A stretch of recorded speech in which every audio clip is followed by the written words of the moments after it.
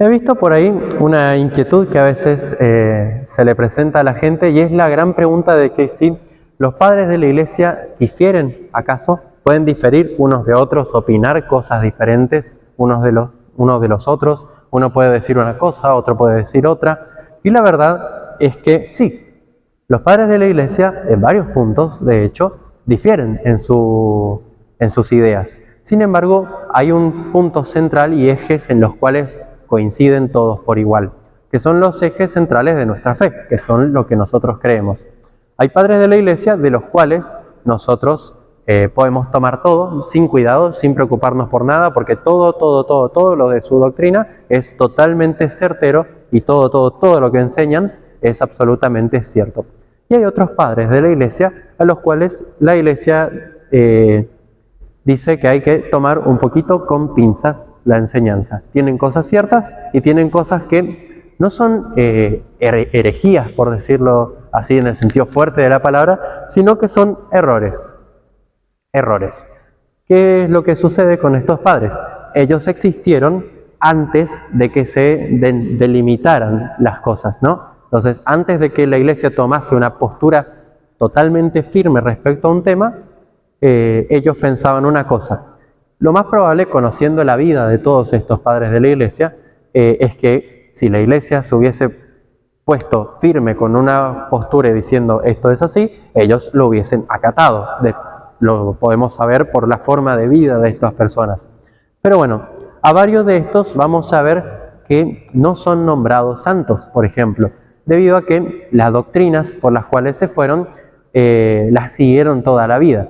Y ya sabemos que el santo tiene que ser un completo ejemplo de vida para nosotros. Entonces, si bien hay grandes padres de la iglesia que fueron grandes genios y grandes teólogos y santos en cuanto a su vida, no podemos decir que son santos en cuanto a que los tenemos que imitar plenamente, sino que podemos aprender mucho de ellos, sin embargo, no son totalmente santos. Un ejemplo muy famoso es Orígenes, otro es Tertuliano, y un tercero es el que vamos a hablar hoy, nuestro amigo Tasiano, discípulo directo de San Justino. Si recuerdan la vida de Justino, este hombre que buscaba la verdad, buscaba la auténtica filosofía, gran filósofo, patrono incluso de los filósofos, que tiene ese diálogo tan hermoso del diálogo con Trifón, que él discute sobre el cristianismo con un amigo. Recordemos que él toda su vida la pasó viajando de acá para allá y al final se asentó en Roma, ciudad donde él comenzó a abrir su propia escuela de filosofía, que era dependiente de una parroquia cristiana. Era la auténtica filosofía que llamaba él, era la teología, ¿no? Entonces, él con los cristianos en Roma fue martirizado. Un discípulo de San Justino, proveniente de la provincia romana de Asiria, fíjense, desde el extremo oriente del imperio, viene y tiene un recorrido más o menos similar. Pasa por varias escuelas y conoce a Justino, y es Justino el que le presenta el cristianismo a Tasiano. Tasiano, maravillado por la doctrina, continúa su vida y trabajando en la ciudad de Roma. Entonces, Tasiano lo conocemos nacido en el 120, fallece alrededor del 173 más o menos, discípulo directo de San Justino. Como dijimos, este hombre no es declarado santo, no es San Tasiano, debido a que él cae justamente en una de las herejías. La herejía en la cual cae es la herejía encratista, que son quienes niegan justamente el matrimonio. Niegan la validez del matrimonio y dicen que el acto conyugal es directamente malo en sí mismo y que por lo tanto los seres humanos no se tienen que casar porque eso es una cuestión del pecado. En eso cae como en su herejía. Sin embargo, cae en esa herejía recién tras la muerte de Justino. Durante todo su trabajo junto con Justino y años posteriores, él permaneció en la rectitud de la fe y él cae en esta herejía ya llegando a su edad más adulta, ya como anciano. Nos lo cuenta Eusebio de Cesarea, el gran historiador de la Iglesia antigua. Él cuenta que justamente Tasiano cae en esta herejía recién ya muchos años después de que muere su maestro Justino. Así que bueno, tiene textos muy importantes, sobre todo tiene una gran apología contra los griegos, dicen, porque él se daba mucho con las personas de la región de las ciudades griegas, Y bueno, para esto, para tomarnos este trabajo, vamos a aplicar esta misma dinámica con todos los padres de la iglesia que tengan algún error en su enseñanza. Vamos a seguir poniendo, como siempre, en amarillo lo que es la verdad plena y vamos a ir poniendo en este color verde lo que son errores. No podemos llamarlos herejías, repito, no son herejes estos padres de la iglesia, sino que han cometido errores en la doctrina porque aún no estaba delimitada esa doctrina. Una de las cosas, para que veamos, por ejemplo, uno de los grandes ejemplos de la autoría de Tasiano es el Diatésaron. El Diatésaron ha sido un evangelio más. Así nosotros sabemos, y recordarán de la charla sobre San Ireneo de León, que él es el que dice bien clarito en sus textos, los evangelios son Mateo, Marcos, Lucas, Juan. Son 4, no son 1 ni son más. No se puede reducir ni aumentar, son 4. Había pasado que Tasiano buscó que fuera más sencillo para todos él entender los evangelios. Entonces él hizo un solo gran evangelio sumando partes de los 4 evangelios. Construyó uno solo, unificando los 4 evangelios. Porque él justamente creía que sería una forma más fácil de transmitir esto. Sin embargo, para las comunidades cristianas esto no funcionó muy bien. Sobre todo porque, como habíamos hablado en la charla sobre San Ireneo de León, los 4 evangelios son 4 puntos de vista sobre Jesús, sobre la vida de Jesús, que no se pueden descartar. No se pueden descartar un punto en favor de otro y nosotros mismos no podemos ser quienes le dicen a los evangelios que dicen y que no, que sumar, que restar. Entonces, por eso el Diatésaron no funciona, porque necesitamos la teología y los puntos de vista de Mateo, de Marcos, de Lucas y de Juan, de los 4 por separado y de los 4 juntos. Entonces, es por eso que el Diatésaron no quedó como un texto utilizado. Se usó en la iglesia de Siria, fíjense, hasta el siglo V más o menos, hasta que finalmente cayó en total desuso. No es que se lo haya condenado, se lo puede conseguir en internet hoy en día tranquilamente. Sin embargo, repito, la gran cuestión es que necesitamos los puntos de vista y la teología de cada uno, de Mateo, Marcos y Lucas y Juan. Luego tenemos de él el gran texto que es la Apología contra los griegos, el cual es un texto maravilloso, muy adecuado para la época, por cómo escribían otros grandes padres apologetas. Recordemos, Tasiano está dentro del grupo de los grandes defensores de la fe durante las grandes persecuciones del Imperio Romano. Es un padre de los primeros, es uno de los más cercanos a los propios apóstoles, y él escribe en contra de las acusaciones que se hacían contra el cristianismo, ¿no? Él arranca en su escrito una cosa muy interesante, criticando a los griegos por su actitud contra los bárbaros. Recordemos que los griegos inventaron la palabra bárbaro para referirse a todo aquel que no es griego. No es griego, entonces es bárbaro, como una cosa despectiva. Es la forma de pensar, la forma de ser, la forma de creer de los bárbaros, de los salvajes, a diferencia de la griega que es la culta. Entonces, Tasiano hace un recorrido muy interesante por la mitología, por la filosofía, por las creencias de los griegos, demostrándoles que si tan superiores se creen a los bárbaros, ¿por qué les copiaron tantas cosas a los supuestos bárbaros? Dice Tasiano, los más famosos entre los telmicios inventaron la adivinación por los sueños, los carios la precisión por los astros, los vuelos de los pájaros los observaron primero los frigios. Los más antiguos de entre los isaurios, los chipriotas hallaron el arte de sacrificar, los babilonios la astronomía, los persas la magia, la geometría los egipcios, el conocimiento de las letras los fenicios. Todas y cada una de las artes y las prácticas que hacían justamente los griegos y que se regodeaban de ser los grandes genios e inventores de esto, él les dice, no se olviden de que se la copiaron a los bárbaros. No se olviden de que no hicieron nada original. Entonces empieza él recordándoles un poquito de humildad a los griegos. Recuerden de dónde vienen. Así también él hace una gran crítica muy similar a la que hace Justino. Casi se podría escuchar cuando leía a Tasiano, estaba leyendo los textos de él, cómo él escribe sobre los filósofos, casi podía escuchar la voz de Justino hablando junto, diciendo las mismas palabras. porque ambos coinciden en un punto. Ambos critican muy fuertemente a los filósofos sobre el estilo de vida inmoral que enseña la mayoría de las filosofías, salvo alguna que zafa, y sobre todo que no coinciden en los puntos. Él dice, a diferencia de los grandes filósofos, los cristianos todos coincidimos en lo mismo. Y arranca a explicar entonces la doctrina.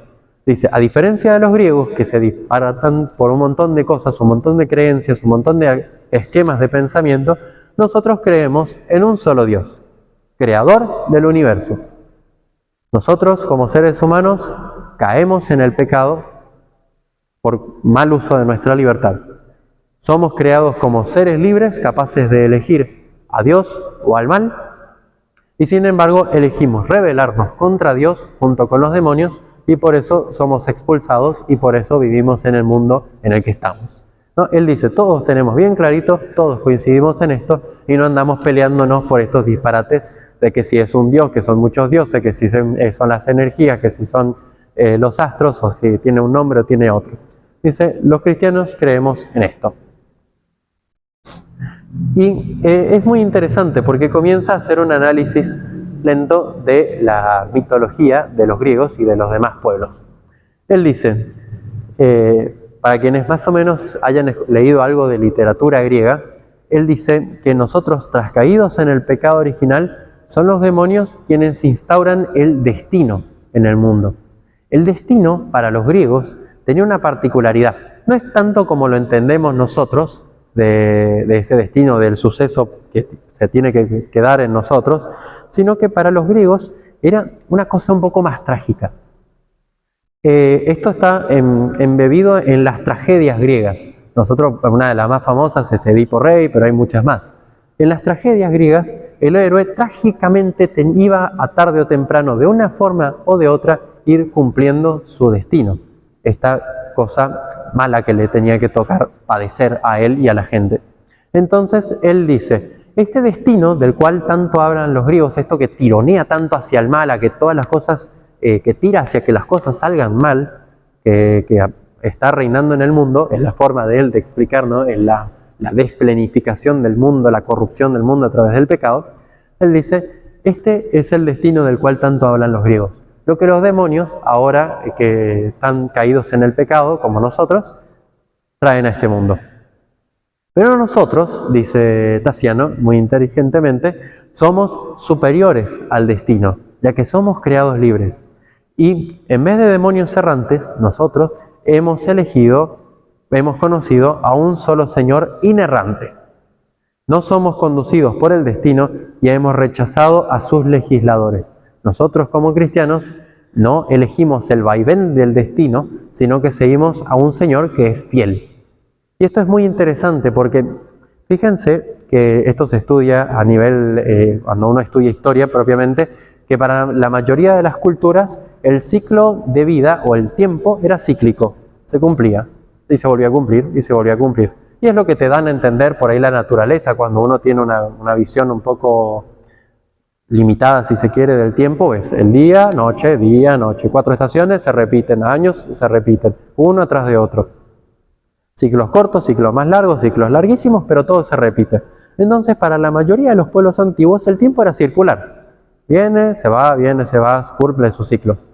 En cambio, el cristianismo hace que el tiempo avance. Y esto ya se ve desde, por ejemplo, la promesa de Dios a Abraham. Desde la promesa de Dios a Abraham, Dios hace algo que es como que atraviesa el tiempo y le da una continuidad al pueblo de Israel, en el cual le dice que el mañana no va a ser igual al hoy y el futuro no va a ser igual al presente, porque se vienen cosas que Dios promete. Con la promesa de Dios, Dios le da linealidad al tiempo de un avance. Y bueno, algo así es lo que está diciendo. Nosotros ya no caemos en estos ciclos del destino y no andamos en los vaivenes del tiempo, sino que, en cambio, nosotros somos libres y ya no andamos errantes por la vida, sino que seguimos al Señor, que es inerrante, al fijo, al fiel. Es la palabra fuerte de la Biblia, ¿no? Sobre Dios, el fiel, el que es fiel. Entonces, nosotros en Dios, gracias a Dios, superamos al destino. Sin embargo, bueno, como dijimos, tenía algún par de errores. Tasiano comparte un poco de ideas con la escuela aristotélica, si se quiere, de la no inmortalidad del alma. Tasiano dice que el alma no es inmortal completamente, sino que el alma es capaz de inmortalidad. Tasiano tiene una teoría bastante interesante que, bueno, no es totalmente correcta, pero tampoco es absolutamente desechable, de que el alma tiene dos opciones. Nosotros, al ser creados, podemos seguir nuestro cuerpo, las pasiones corporales, lo corpóreo, y tener el mismo destino que lo corpóreo, o sea, degradarnos en la tierra, o seguir al espíritu, o sea, al espíritu de Dios, el que habita en nosotros, e ir espiritualizando nuestra alma para volverla inmortal. Entonces, para Tasiano, existe el cielo, no existe el infierno, sino que las personas cuando mueren, sin haber espiritualizado su alma, se degradan en la nada como su cuerpo en la tierra. Entonces, y van a ser levantados recién finalmente para la resurrección en el día del juicio. Por lo tanto, para él el alma no es inmortal, sino que es capaz de inmortalidad, lo cual no es totalmente cierto. Nosotros sabemos que para el cristianismo el alma es inmortal. Seas bueno, seas malo, quieras, no quieras, patalees, haga lo que sea, el alma existe, es inmortal y no termina de existir nunca. Entonces, tiene como un proceso de inmortalización el alma para Tasiano.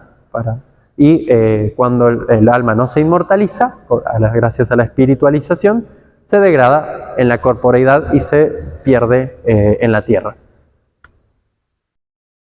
Tasiano tiene un juicio muy claro sobre la cultura de su época. Y es muy interesante porque muchos padres de esta misma época hacen lo mismo. Todos los padres de esta época, y Tasiano lo hace bastante claro, juzgan muy fuertemente a las costumbres.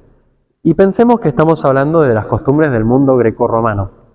Las costumbres del mundo grecorromano eran, bueno, por ejemplo, las fiestas donde se comía como una locura, se hacían orgías, se hacían cualquier tipo de locura y desenfreno que se podía imaginar, sobre todo fiestas dionisíacas, pero hay mucha variedad, y de eventos sociales del Imperio Romano, y también, por sobre todo, juzga mucho la participación en ir a mirar al Coliseo los duelos de gladiadores, a los diversos coliseos que habían en el Imperio, estas arenas de batalla. Tasiano les reclama esto a los griegos, sobre todo por tener un interesante cuidado de la atención a lo que se consume. Y esto hoy en día nos tiene que pegar un poco a nosotros, porque así como en la antigüedad existía todo este tipo de contenido a disposición de las personas, simplemente por estar ahí, hoy en día en nuestra sociedad pasa algo muy parecido. También estamos expuestos a muy variado tipo de contenido. Y dice Tasiano que todas estas cosas son los lazos por los cuales el demonio nos va agarrando hacia el pecado. Todos estos eventos son los cuales los demonios fueron inculcándole a la gente cuando anduvieron errantes y perdidos después del pecado original. El demonio le fue tirando las ideas de hacer todo esto y en la humanidad fue creando todos estos ámbitos que son, cadenas para la humanidad. Entonces, Tasiano nos tira una cosa que nos tiene que tocar hoy en día, una fibra sensible nuestra, que es la atención a lo que se consume, que es lo que nosotros consumimos en nuestra casa, en la tele, en las redes sociales, en internet, lo que fuera, libros incluso. Tengamos una atención a eso, porque a veces las cosas que pueden parecer inofensivas dañan a nuestro ser y por ahí no nos van a inducir a pecar en ese instante, pero ya van arando la tierra para preparar el camino para la semilla del pecado. Así que atención siempre a lo que se consume. Esto ya nos lo decía Tasiano, fíjense, hace 1800 años atrás. Y cuenta Tasiano que su encuentro con el cristianismo fue a través de textos. Él dice, estando en Siria, él recibió textos bárbaros, ¿no? Los textos de los bárbaros, él dice a los cristianos. Y dice que él encontró en estos textos algo que no encontraba en ninguna doctrina filosófica de su época. Él encontró una doctrina sin errores, sin arrogancia, fíjense, con sencillez, explicado todo con sencillez, con profecías. Él habla mucho de los profetas. Esto de los profetas es algo que impactó a muchos en su época. Cosas que contaron los profetas y que se fueron cumpliendo a lo largo de la historia. Y dice que son doctrinas, así y todo, teniendo tal autoridad y tal sencillez, son más antiguas que cualquier otra doctrina. Y comienza a explicar por qué son más antiguas que cualquier otra doctrina. Se ve que a los cristianos les acusaban, y les siguen acusando, de copiar ideas de otras religiones. En cambio, Tasciano hace una cosa muy interesante, y dice que Moisés es más antiguo que cualquier otra historia, una doctrina más digna de fe. La doctrina que ofrece Moisés es la más digna de fe, al ser la más antigua y por lo tanto la más original. Y él usa entonces para los griegos una comparación con Homero, el autor de la Ilíada y la Odisea. Fíjense lo importante de esto. Homero, que vivió en el periodo de la época oscura de Grecia, es el texto, la Ilíada, la Odisea y sus cantares, son los textos que moldearon la Grecia que todos conocemos, la Grecia clásica y posterior todo el mundo greco-romano. Estos ideales que son conocidos son los que impulsaron, por ejemplo, a Alejandro Magno a hacer todo lo que hizo. Está tocándole la fibra más sensible y más íntima de la cultura greco-romana, Homero, y lo está comparando con Moisés. Y él dice que Moisés es más antiguo que Homero, y todas las cosas en las que coinciden o que chocan son copias de Homero a lo que enseñó Moisés. Él toca fuentes de diversos tipos. Sobre todo arranca con uno que es un testimonio fenicio. Él comenta de que, tocando, ¿no?, las crónicas de los fenicios, los archivos de este pueblo, él compara que Hiram y Menelao son mencionados en la misma crónica, como contemporáneos. Menelao era el rey de Esparta en la época de la guerra de Troya, y Hiram era uno de los constructores del templo de Salomón. Es uno de los reyes de Siria que da a su hija en matrimonio con Salomón, una de esas alianzas políticas que había hecho, y a su vez fue quien donó una gran contribución para la construcción del templo. Y dice, si Menelao y Hiram son contemporáneos acorde a la crónica fenicia, sabemos que Hiram era contemporáneo a Salomón y Salomón es muy posterior a Moisés. Moisés existió bastantes años antes que Salomón. Entonces, concediéndole, dice él, supongamos que Homero haya no solo conocido la guerra de Troya, sino que participado en la propia guerra de Troya, así y todo, Moisés sería mucho más antiguo que el propio Homero y que la guerra de Troya. Y continúa con un testimonio egipcio muy interesante.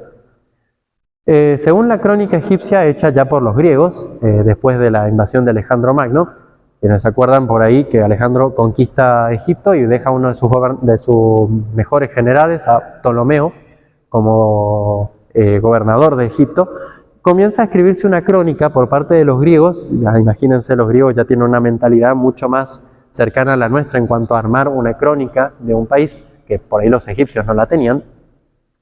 Él hace el cálculo, estos nuevos faraones, reyes de Egipto griegos, hacen el cálculo de que el faraón en la época del éxodo de Moisés había sido Amosis, para la época en la que se escaparon los hebreos. Y Amosis era contemporáneo al rey Ínaco de Grecia, el cual en las crónicas griegas aparece 20 generaciones de reyes. Acá Tasciano se toma el tiempo de poner cada nombre de cada rey de las 20 generaciones, 20 reyes antes que la guerra de Troya, antes de Agamenón.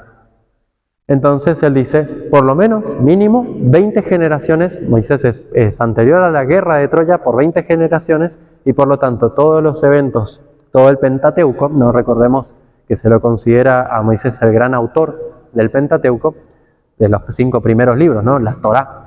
La Torá existía 20 generaciones antes que la Ilíada y que la Odisea, si las consideramos como igual de antiguas que la guerra de Troya. Hoy en día está probado que, de hecho, Homero vivió unos años después que la guerra de Troya, bastantes años después, y muchos años después que el propio Moisés.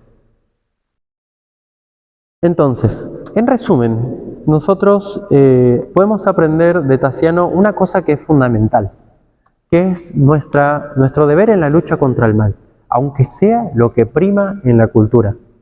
Fíjense que muchas veces suelen decirle al cristianismo de que nos tenemos que adaptar a las nuevas corrientes, como el mundo, como es la vida, la moral tiene que ser un poco más parecida a la del mundo, diciendo de que los tiempos cambian. La moral cristiana es algo que no se negocia. Sí hay puntos en los que se puede ir viendo, revisando, en los que se puede ir mejorando, pero en lo más fundamental, en lo más íntimo, en la médula, la moral cristiana es algo que no se negocia. Y es algo inamovible porque es parte de la ley divina. Es como Dios nos enseñó que el mundo debe ser. ¿Por qué? Porque es el autor del mundo, ¿no? Como habíamos dicho en una charla, ¿quién pone el manual de instrucciones de algún electrodoméstico? El fabricante del electrodoméstico. Así también, Dios es el que fabrica el mundo, Dios es el que nos da, en parte, las instrucciones de cómo vivir. La moral cristiana es algo que en su médula, en su punto más íntimo, no se negocia. Y que los tiempos van cambiando, sí. Y sin embargo, vemos que las tendencias de pecado, las modas que han existido de pecado, han ido circulando en la historia y van y vienen, y van y vienen, y van y vienen. Las mismas perversidades, por decir, que podíamos encontrar en el Imperio Romano de la época de los padres, son las que hoy en día podemos encontrar en nuestra sociedad. Son circulares, van y vienen estos mismos pecados. Y así nos muestran claramente los padres de la Iglesia que la moral no se negocia. Contra el mal se debe luchar, aunque sea lo que prima en la cultura. Aunque, imagínense, San Pablo tuvo que lidiar con los griegos. Los griegos, él tuvo que estar en la ciudad de Corinto. Corinto era la ciudad más pecaminosa conocida de la época. Fíjense lo jodida que era esta ciudad, que una palabra sinónimo de prostituta era corintia o corintera. Sinónimos. Fíjense al nivel que estaba. Y él tuvo que ir a esa ciudad a evangelizar y a decirles y a marcarles las cosas que están bien y las cosas que están mal. Así también en nuestra sociedad. No importa cuánto la sociedad por afuera presione para ciertas cosas, nosotros no podemos ceder, porque se debe luchar contra el mal, aunque sea lo que prima en la cultura. Porque eso es lo que hicieron estos grandes héroes del cristianismo en la antigüedad, y es lo que nos toca hacer a cada uno de nosotros hoy. Es lo que vinimos haciendo hace 2000 años y que nos toca continuar el día de hoy. Luchar contra el mal sin importar que sea lo que está hoy en día primando en la cultura, sin importar que sea lo que está de moda. Porque la moral no se negocia, la moral no es una moda. La moral es la ley de Dios que nos enseña a vivir bien, a vivir acorde a nuestro propio bien. Incluso no es por un capricho de Dios, es la forma en que Dios nos enseña a vivir bien.